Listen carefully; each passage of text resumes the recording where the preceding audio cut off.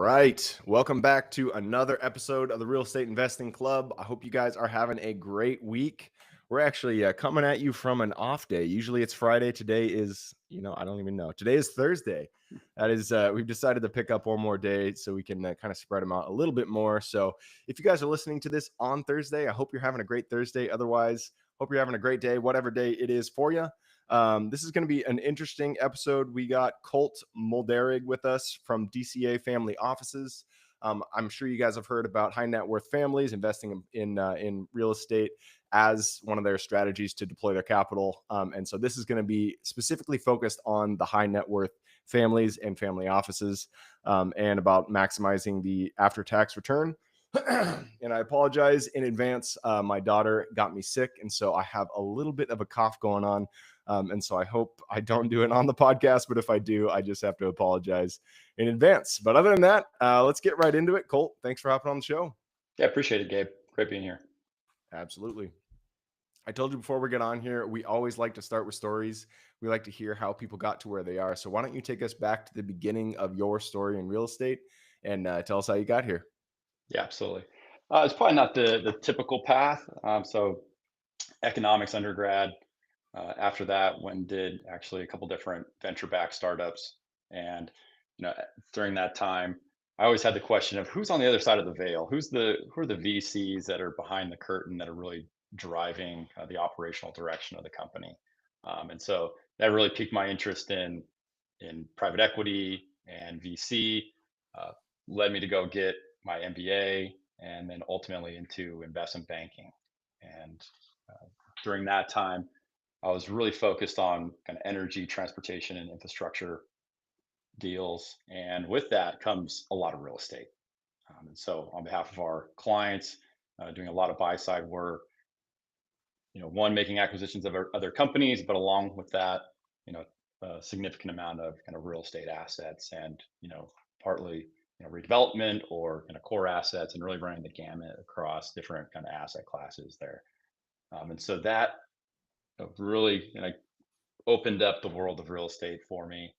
Uh, since then, I've moved over to our family office platform and now lead all kind of real asset strategies. So that would include infrastructure as well as all kind of real estate strategies on behalf of kind of family offices and high net worth individuals.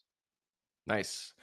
Yeah, so I mentioned right before we get on here, we want to start with basics. So we want to really lay the foundation of your role and what you try to do. So why don't you go into what a family office is and how you are kind of supporting them in deploying their own capital.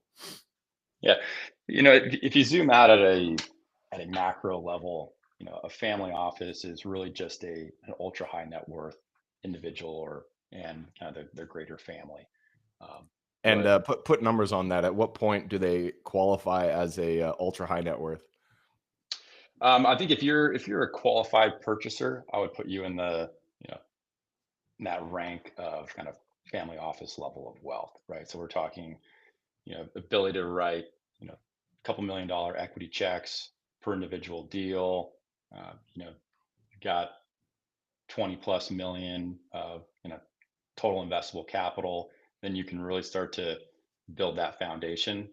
DCA, we manage around 600 million of equity on behalf of our clients, and obviously the larger you get, the more scale you have. You can kind of start to build out a fulsome team to go and execute on these more kind of niche strategies. Nice. So yeah, at its core, it's just rich people. I mean, rich families that usually have their money from some kind of business sale or some other business that's operating, and they're putting it into real estate as an alternative investment to the stock market, to other investment strategies that they would pursue. Correct? Yeah, that's right. And I think you can look at a lot of different flavors of it, right? It could be a founder that goes through a large liquidity event, they sell their business, they have this new wealth, and hey, there's a diversification strategy around public equities and alternatives. It could be that this is a family owned and operated business, and the business is just generating significant cash flow, and you can buy houses and you can buy cars, but if you really want to start thinking about the next generation, it's about diversifying the overall kind of asset pool. And then I think when we think about kind of family offices, We really think about it as kind of stewardship for the next generation. This is really not, this is not about your money anymore. This is about kind of, hey, what legacy can I build for the next generation, so that this wealth that I've accumulated can continue in perpetuity. Yeah, makes sense. So let's go into the type of assets that they actually like. And when I say asset, I mean I know gold and real estate, they're qualified as assets, but I'm really just talking about real estate. Mobile home parks, self storage facilities. So in terms of the asset type, the type of real estate that they like to invest in, what do you see as the one that's most sought after from family offices? I think that depends on the family and kind of what their ultimate goals are. In some Yeah, or do they cases, care, I guess. do they care, right? In some cases, it's purely a diversification play. Like, does it look good in Excel, right? What's Mm, the IRR? What's my return on investment? And more of a diversification play to make sure that we have kind of ballast in the portfolio and have some core assets that are just stable versus taking some development risk or some value add risk. So I think that's one flavor. The other flavor is folks that really want to be involved operationally, right? And so that's where you start to see people leaning more towards hospitality. It's really nice to go, sit in your own hotel in the lobby in the bar and say, wow, wow, like I own this. And so that does involve a lot more operational intensity when you start getting into hospitality. Uh, but it is, I think, more tangible than just, oh, hey, here's my self storage facility that's on the side of the road there.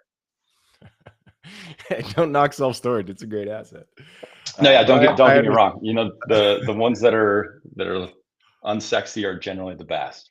Yeah, So yeah, absolutely. we're a large investor into manufactured housing. I think we love the space. It's not Yeah, necessarily sexy, and it's not generally on the top of people's list when they think about kind of real estate asset classes. But I think it's probably one of the more compelling and recession resilient kind of real estate asset classes out there. yeah, yeah, absolutely.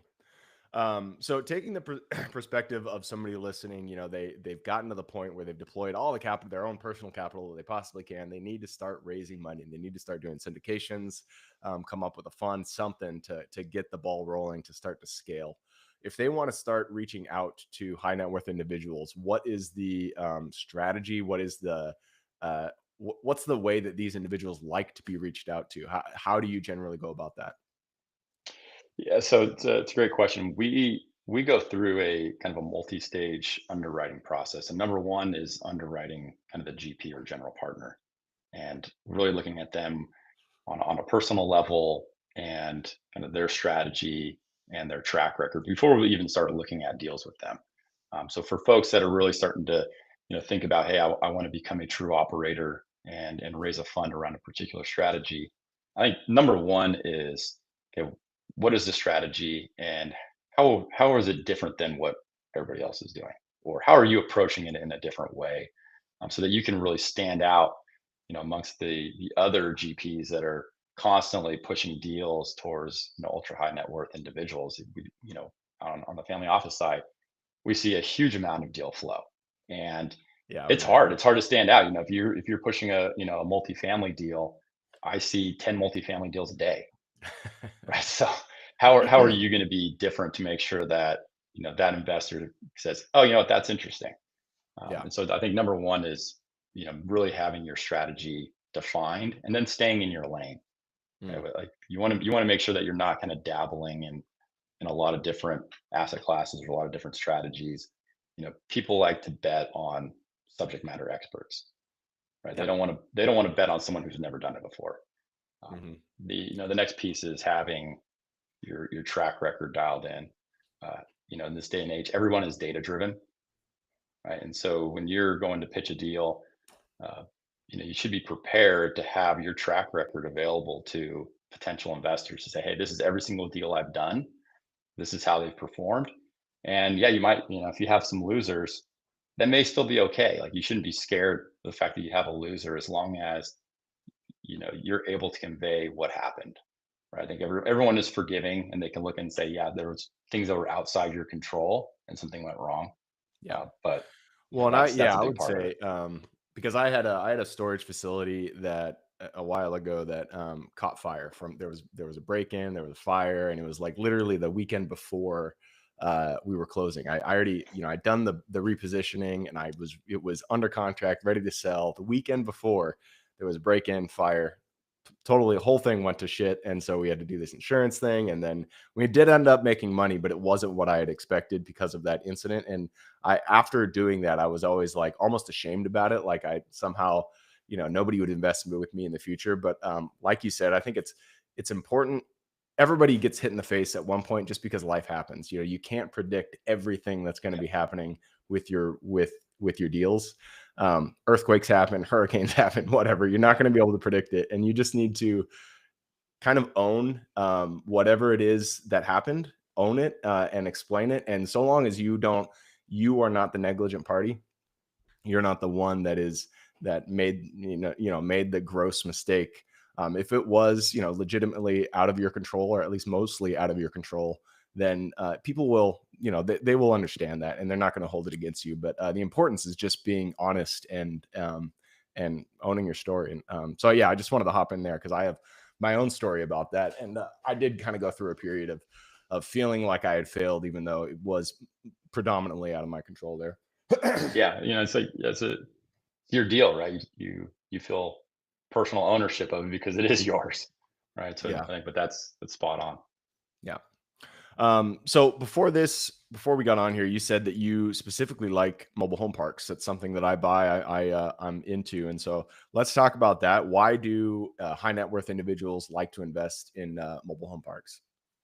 A lot of reasons. I think number one, I think if you look at the historical performance of that kind of sub strategy uh, over multiple decades, it's been very, very low volatility. Right? We have a lot of ebbs and flows, and at the end of the day, manufactured housing, uh, there's a need. They're always full, and they just kind of keep going up with inflation over time. You can think of the direct comparison is traditional multifamily. And so I think when we're looking at our multifamily portfolio relative to our manufactured housing portfolio, on the traditional multi side, we have more tenant turns. So every year or two, you got to refresh the interior.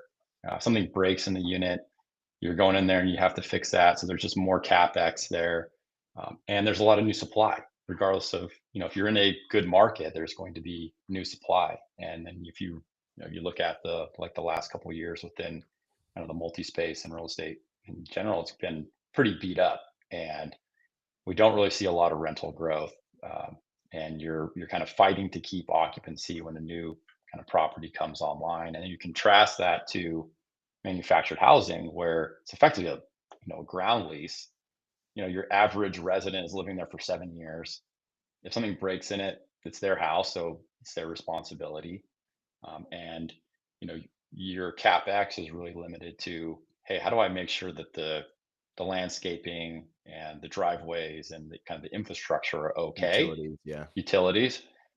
And so when you compare that, it's like the risk return kind of profile there. It's you can get to a similar return profile in manufactured housing as you can in traditional multifamily, but with less operational intensity, and kind of less risk from our perspective. So I think that's actually just one one of the reasons. There's a lot there, but I think that's one of the reasons we like it.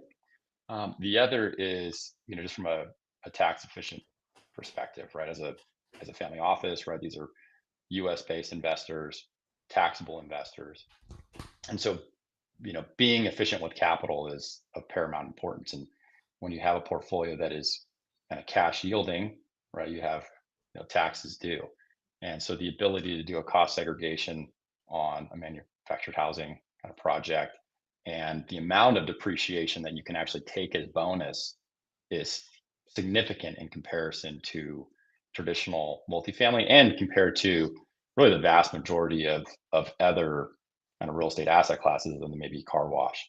And so for that reason, we really look at it on, hey, what's our after tax return? If I can take 100% bonus depreciation on a portion of that property, and I can use those losses to offset or delay a tax liability from elsewhere in the portfolio. It just makes that compounding effect more powerful. Why do you know why that is? Why is mobile home park? Why are they treated differently in terms of tax depreciation? Well, I think the big piece of it is because you don't own one, you generally don't own the homes, right? And so what you really own is the land, right, which you can't depreciate, and then the land improvements. And if you're an investor in mobile homes, there's septic systems, there's gas lines. This is all considered by the IRS as kind of short-lived property, right? And so it's less than kind of 20-year life, and therefore Mm, it qualifies as bonus depreciation. And so when you compare that to that makes say, sense. Yeah. an office building, right, which is pretty much just this, concrete shell most of the time, depreciated over 39 years, you don't get the bonus, right? And so uh, it really kind of comes down to just the underlying makeup of the Right. park. Right. Yeah. That is obvious now that I think about it, because of the life of the actual, yeah, from the IRS's perspective, the life of what makes up the property is much shorter for mobile home parks versus something built out of concrete, like you said. So, Yeah. yeah, that makes sense. Do you guys? So we're also into RV parks. We love RV parks, especially now. We're really into long-term stay RV parks. We're trying to get as many people that are in our RV parks to stay there month over month. And we're finding it to be a pretty good strategy. They almost act like mobile home parks. They're not as sticky. People can leave a little bit easier, Yeah, but just drive away. yeah, the return tends to be better. And so, is that something you guys also look at, or have long term? I know it's kind of a newer ish concept, but have long term stay RV parks. I don't know. Is that something you guys look at? So we haven't had a concerted effort to go after that as a particular strategy. Within our existing kind of portfolio, we do have RV parks, and I think what we've noticed especially over the last several years, is that people just continue to stay. And Mm, so while it's not, we haven't designed it to be a long-term stay, in some cases just kind of that's the that's natural what happens. progression, and Yeah. that happens. And so Yeah. I think it's definitely an interesting strategy to start kind of pushing that as more of a true thesis. Yeah, I mean, that's one of our marketing strategies for our RV parks is, we look for extended stay. We market like long-term stay, extended stay, and you fill them up. And first of all, RV pads, I don't mean to make this about mobile home parks, RV parks, but RV pads rent generally higher than a mobile home pad would rent for. And, and it's just a lot easier to bring them in. And so you can do infill a lot quicker. For mobile home parks, you got to for us, what we found, I mean, actually bringing the unit in is the fastest way to fill a mobile home park versus getting Yeah, somebody to bring it in because it costs five, sometimes $10,000 to get those things in there. They got to pick them up, drive them across the highway, pay for permits, and it's just it's a ridiculous process. So, yeah. uh, The other piece is density, right? mm, That's part of the reason why they're not really building any new mobile home parks, right? Because what's the highest and best use of that amount of land? It's definitely not to go to build horizontal, yeah, right? It's to build vertical, right? Because in that same spot you can put, you know, 400 multifamily units, right? And so, but in an RV park, it's even more dense than a traditional manufactured housing kind of park, right? Because you don't necessarily have kind of the yards, or at least not as much yard, right? And you're able to kind of get more units into that acre. yeah. Yeah, and municipalities just do not like mobile home parks. We have one out here in Western Washington or Eastern Washington, and it's got 30 something sites on it, and but there is tons of land that we could expand into, and the city just won't let us expand. They will not let us put additional mobile home parks or mobile home units there, even though it's perfect for it. They just do not like them, and I've seen this across multiple municipalities. Is they don't like mobile home parks and they won't allow you to expand. And so what is out there is, I mean, it's what's out there, and so you can't really add additional units, which is pretty disappointing. I mean, it goes back Yeah, to what is highest and best use for the land, which makes sense, but yeah. I think still, there's a flip side to that, and I think it's one of the reasons we like the space. And you could say this for other kind of investment sectors as well. Is it comes back down to supply and demand, right? To your point, they will not let you build another park. So the supply that's out there, that is what it is. And as it it keeps demand high as a result, as opposed to being able to bring on new multifamily properties or whatever the particular asset class is. If you have this kind of supply and demand imbalance, there's going to be winners and losers. Yeah. And so I think Which, we take that on all investments, right? It's like, hey, what's the supply and demand here? How likely is there going to be another property or another operator who's going to be able to come in and kind of dislocate the equilibrium of the market? yeah. Yeah, and which is another reason why mobile home parks, they stay full. If you got the homes in there, um, they'll stay full, which is another reason why it's such a great asset. Absolutely. We've turned this into a mobile home park No, RV yeah. park podcast, but originally we were talking about family offices. Um, so, is there any other? We have run down the clock, and so it's 20 minutes. We got to jump into the quick question round. But before we move on, I did want to ask: is there anything else that you can tell listeners who want to start reaching out to family offices, who want to start raising capital, specifically from high net worth individuals? Any type of advice that you could give them?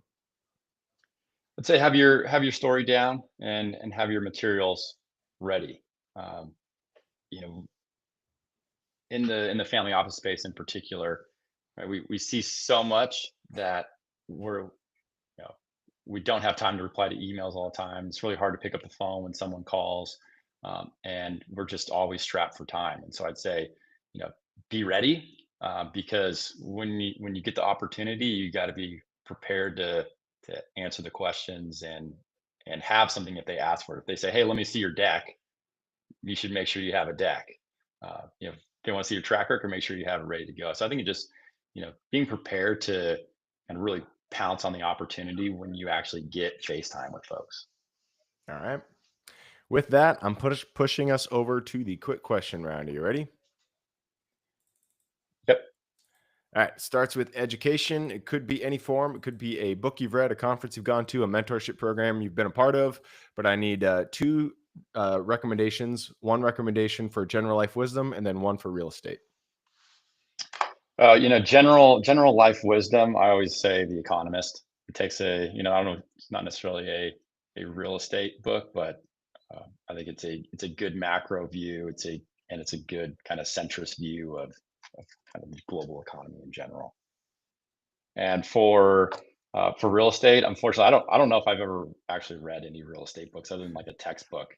No But worries. You haven't read Rich Dad Poor Dad. You're the first one. That's impressive. I've not. I'd say we're data driven, so it's we look at CoStar, we look at Green Street reports, stuff that's really what is moving markets today, and really looking at, okay, what is the Fed doing, what are interest rates doing, because that's what's really going to you know shift the trajectory of your investment as opposed to necessarily a book from a few decades ago. I Fair might get enough. blasted for that point, but No, no, no. I that's like my it. view. I'm gonna say your recommendation is CoStar, so that's fair. All right, next question is for your younger self. Let's go back to the Colt who was just getting started out so many years ago. Go back to him, look him in the eye, give him one piece of advice moving forward. Oh, one piece of advice. I would say, follow what you like earlier.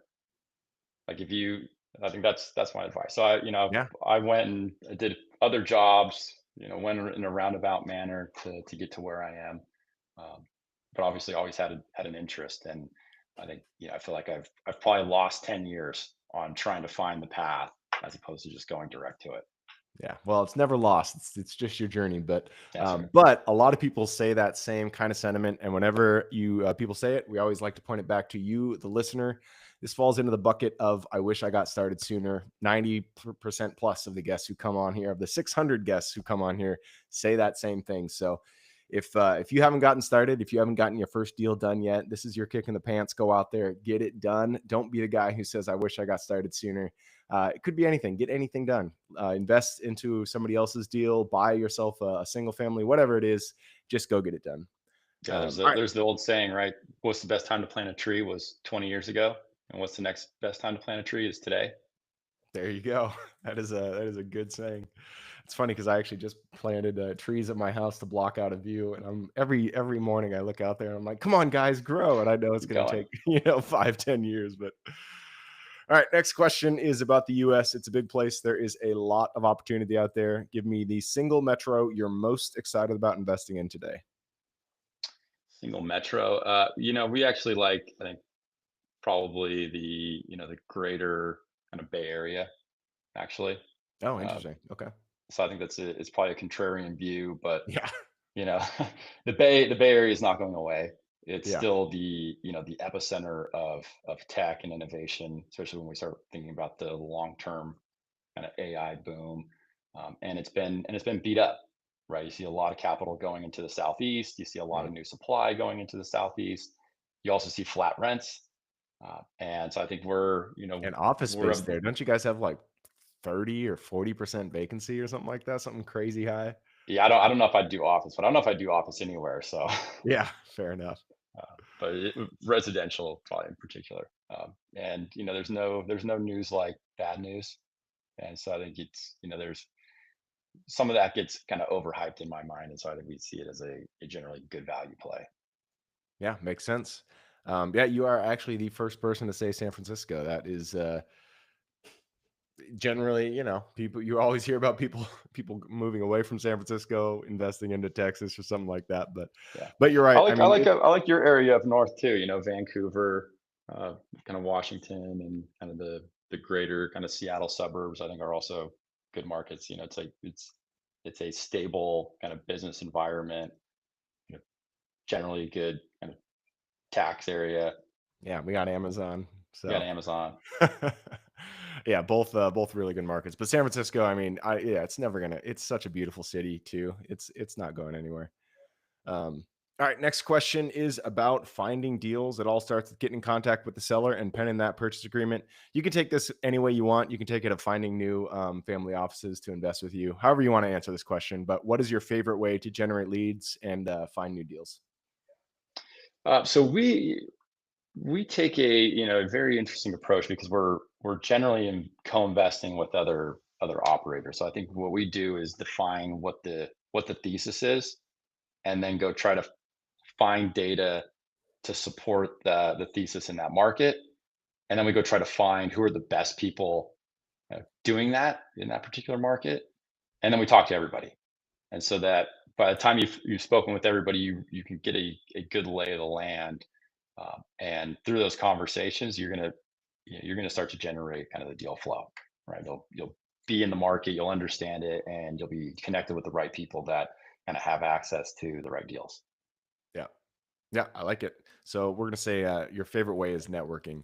Um, I've said this a few times on the show, but I back in the day I used to do single family and I would always do off market and I kind of took that into commercial and I was always like, you're never gonna find a good deal unless you find it off market. But I have been this past like year or two, I've been leaning heavily on brokers because I just didn't realize how good of deals, especially for commercial, are out there through brokers, and it's a great way to find good deals. Networking, it's a lot more fun too because you're just having conversations with people versus talking to sellers all day long. So Yeah. The other point I'd make on that is, through kind of broker networking, is broker, that's an industry as well. They're talking to property owners and trying to get a listing. mm, And so in some cases, if they can go to an owner or a seller, kind of knowing that you're in the background wanting to buy that property or a property like that, it makes them more competitive if it's, JLL versus CBRE and they're both trying to get the listing. The guy who shows up and says, "Hey, you know what? I have a guy that will buy this tomorrow, and we don't have to go through, a 3 to 6 month process. We can just get it done, right? The broker can, get their fee, they get the deal, and you don't have to go through a competitive process." yeah, yeah, absolutely. That's a good point. All right, next question is about lessons learned. Not every deal we get into goes the way we expect it. In fact, many times, if not every time, something will go wrong. And that's when we get to learn a lesson. So, what was a deal that you've been a part of that went a little bit sideways? And then what was the lesson you pulled from it? Yeah, so yeah, the lesson on all of these is whatever can go wrong will go wrong. We underwrite, 10, 20 different scenarios on, hey, what if rents do this? What if occupancy does that? What if, the tenant does this?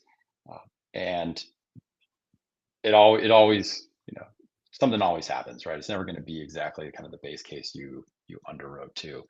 Um, you know, trying to pull out a specific example, like in the manufactured housing space, you know, I don't know, couldn't tell you the number of times where kind of we go in and there's always a septic issue, and you got to dig up the ground, you got to get new septic tanks in, um, and the lesson on all of this is do your diligence, right?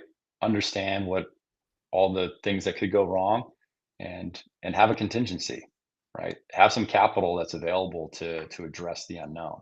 Yeah. Like don't go in there, skinny, no cash on the balance sheet, and expecting everything to just go as you underwrote. Yep. Yeah. Having cash reserves is so important. Something I've learned more than once. Things are definitely going to break, even if it's like was recently put in. You're talking about septic tanks. We had an issue where it was a new septic tank, and the hoses, or they didn't put the drain line down far enough, and so it was breaking. And so yeah, things go wrong all the time. You just got to be ready for it. Yeah, we had a Uh, property in out in Montana, and a winter storm came through, and it wasn't even the rain, but the wind chill beating on the side of the building froze the water lines. oh wow, Yeah. And so then you had that's water lines that snapped inside the walls. And it's just like yeah, you don't even expect something like that to happen. all right, but it'll happen. That's for sure. All right, and this is kind of a new question because you've already mentioned AI is so big. I'm a huge proponent of adding AI as many places as you can within your business efficiently. So, what is a way that you guys are implementing AI in your business? It could be in underwriting, in lead generation, whatever. Give us some use cases that you found are pretty useful for AI. Yeah, the biggest one is market research, Mm, right? Because I think for us, we're not going to put any proprietary information in there, and have it, help the machine learn or do anything like that. But it's been a great tool for us to augment kind of really the market research. So something that would take you a really long time to do, it can synthesize that down. And now obviously you got to read it and you got to test it and make sure that it is truly accurate. But just the mass aggregation of data to really get you up to speed on a particular market, I think has been phenomenal. I will 100% second that. It used to take me like a full day to do what I felt was good enough research on a new market. And I'm going to say put Perplexity out there as the AI that I like to use. It's a specific type of LLM, but Perplexity is great for that stuff. And you can do what used to take a day of work in, you know, you'll start it and then it'll work for a half hour, and then you'll come back and you'll be able to read the report. And it's just amazing how it works that way. Yeah. All right. And this brings us to the last question. This is for the listeners. You've given us a lot to think about. I'm sure people want to reach out, get in contact with you. This is a two-parter. Where can they find you? And then what can they expect when they reach out? Yeah, I'm definitely available on LinkedIn, so you can send me a note. And I am horrible at checking it. So what you can expect is that I will get back to you, but it may not be within an hour. Fair enough. And I will put that link in the show notes. So if y'all want to reach out to Colt, all you got to do is click a little more in the description. It's going to pull down that full description, and in there you can find his link. All right, man. That wraps it up. Thank you very much Hey, for hopping on the show. appreciate the time. Thank you. Absolutely. For everybody who's with us today, thank you guys for showing up. You are the reason we do this. So if you guys have any questions, reach out to me, Gabe at therealestateinvestingclub.com. If you guys want to support the show, just leave us a review or a comment or whatever you want to do. Other than that, I hope you guys have a great week. Keep rocking real estate, and I look forward to seeing you on the next episode.